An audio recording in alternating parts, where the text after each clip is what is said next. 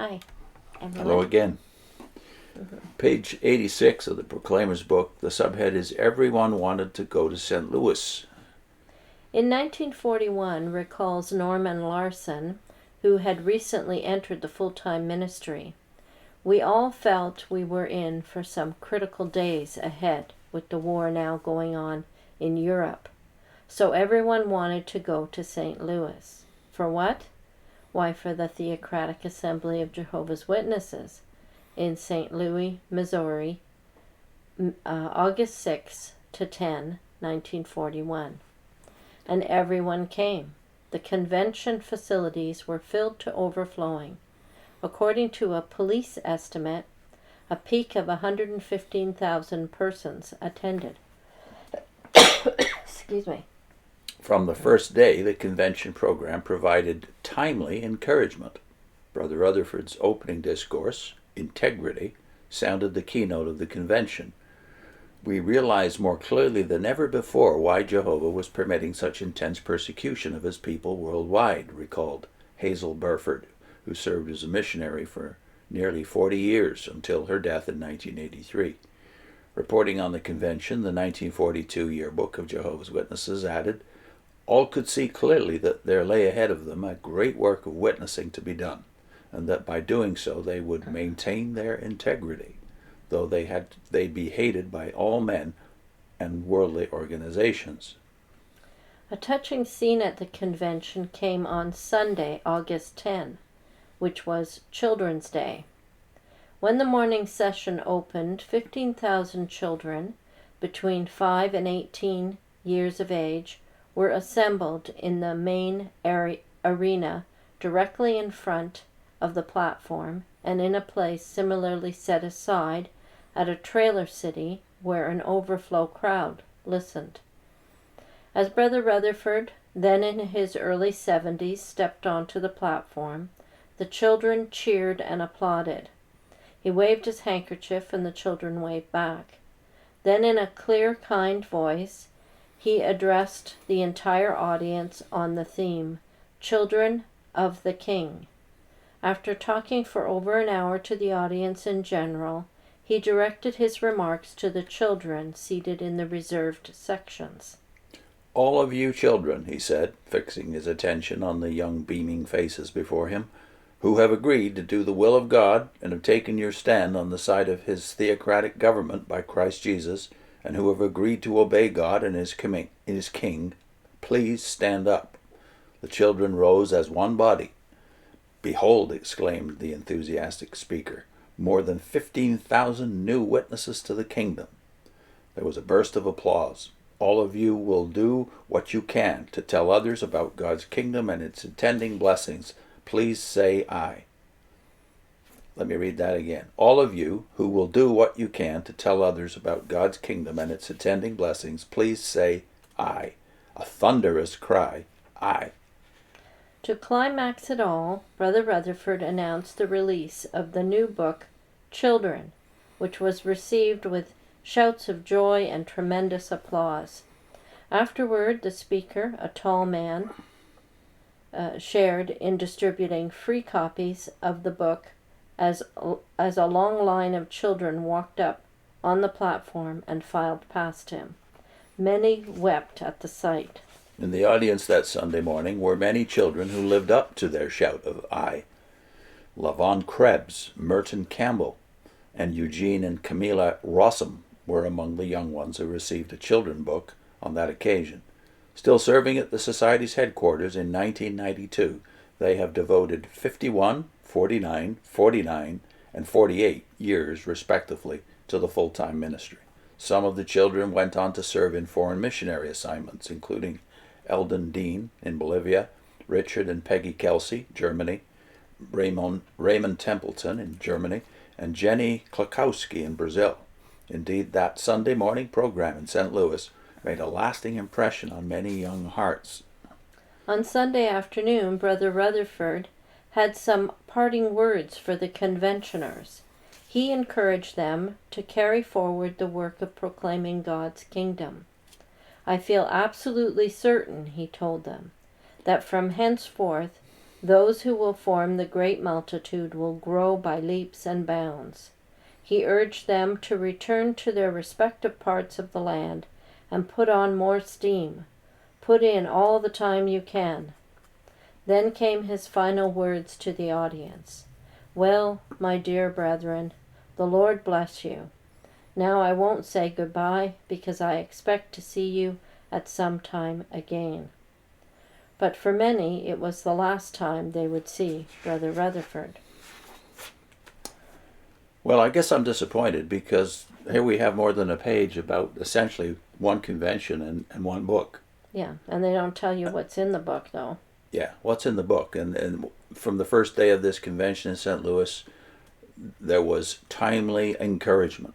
Well, if you read the contents of the book Children, you realize for a lot of people this indeed was timely, because what effectively it did was by their lives set up their lives for the next generation or two.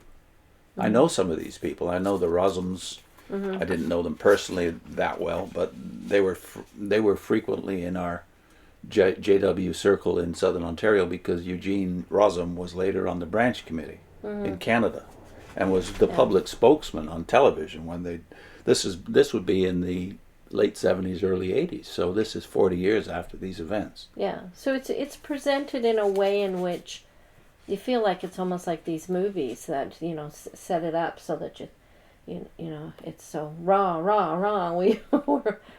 This everybody's excited, everybody's happy and beaming. Beaming is the word, yeah.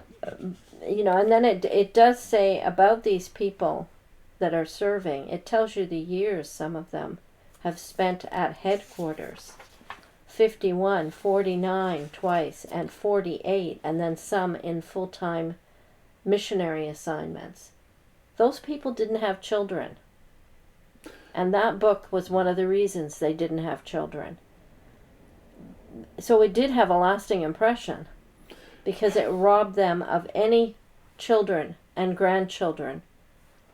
When we were doing a convention back in the early 90s, I guess it was, when we first left, we felt we had no voice, so we set up several demonstrations of love, as we called them, rather than protests, outside the baseball stadium, which was then called the Sky Dome, now the Rogers Centre in Toronto, and Maple Leaf Gardens, where the Maple Leafs played in those days. And we got some press attention, and one of the points we made in one of our handouts is that they have gained the sacrifices of these lives by fraudulent means. Yeah. And we knew people in our local congregation, in addition to the Rosams in the branch. We knew personally in our Islington congregation, where we got married, Charlie and his wife, who by that time were in their 70s. Yeah. And Charlie was the only anointed brother in this Kingdom Hall. And when he gave a comment at the Kingdom Hall, you could tell he'd done a lot of thinking and a lot of weighing of things. But he was somewhat resented, I could tell, by the elders. He was not an elder, even though he was the only anointed one. They didn't seem to like to call on him because he gave these long answers. But oftentimes very thoughtful and very informative answers. Yeah, they weren't by the script. I think this was one of the things that annoyed them. But when we went to visit him, I think about 3 of us pioneers went to visit them. The only time I can remember visiting them.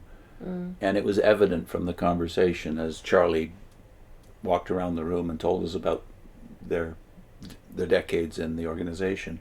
His wife, who by this time was in a wheelchair, they had never had children. They had never had, therefore, grandchildren. And now here they were in their old age without the comforts of either.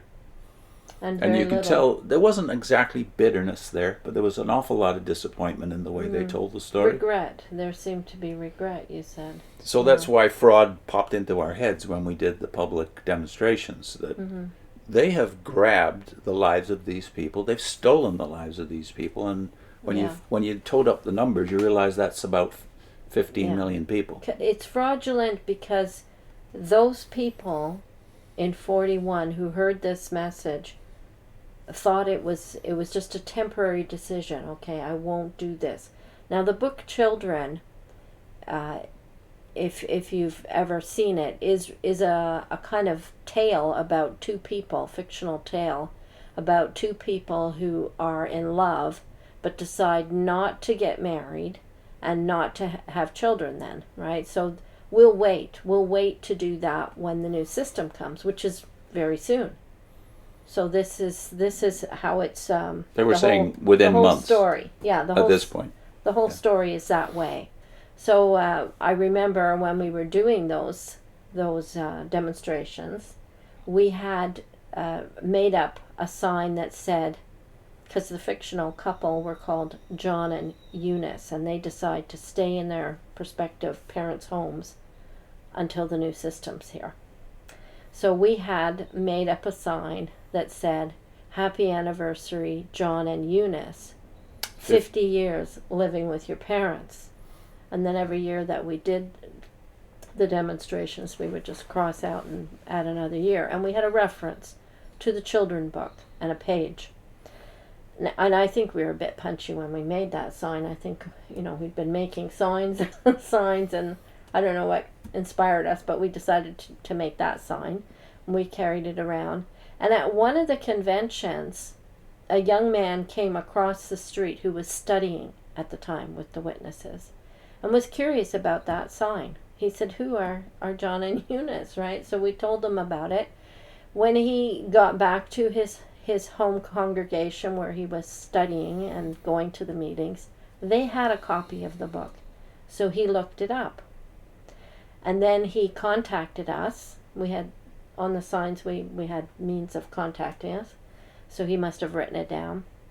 He contacted us, and he came to our home and to some of our studies with a number of people we were meeting on a regular basis to study the Bible. And he came to a number of those, and he never became a witness. And then we lost track of him. And then years later, decades later, I get this message at work, and it's this fellow. And he just said that he was he thinks about us, he said, daily, or frequently, I don't know how often. He thinks about us, and he's grateful to us because at that point he tells me that he's married to a Christian woman and he has 3 children. And the reason he didn't become a witness was that book, Children. It had influenced him to see they're going to ask the same of me because that's the tone. It's always right around the corner. So what amounts to religious fraud, really? That's the message that's the word that hit me the hardest when I thought about how to present this to the public. Yeah. You are buying the lives of these people. You're stealing the lives of these people. And why it's stealing and not just buying is because you're offering them something you're not going to deliver on. That's right. Ever. Yeah. And that's now 80 plus years ago. Yeah. So it's not their lives alone that are influenced, but the potential of new life in the world was taken away. So that's those why were stolen too, those lives. That's why this new witnesses to the kingdom phrase that's in Rutherford's remarks that day to the 15,000 children in the audience. You are now new witnesses. But no, you're not witnesses to the kingdom. You're witnesses to 1914, a generation limit, Armageddon dead ahead, and paradise just on the other side of that. Yeah. And that is a fraudulent message. Yeah. What are our links? We have a link to a video we did when we were reading through Ray Franz's book In Search of Christian Freedom called J.W.'s Urged to Look Normal but Postpone Children Till Paradise. And we'll put the playlist for Ray Franz's book because we read through the whole book. 369 videos comment. altogether. Yeah. And also we'll put up the link to the 15 Million Stolen Lives video that we read that message that we gave out to the press back then. And it was one of our more popular videos of the last 3 years, I would say. Yeah. See you soon.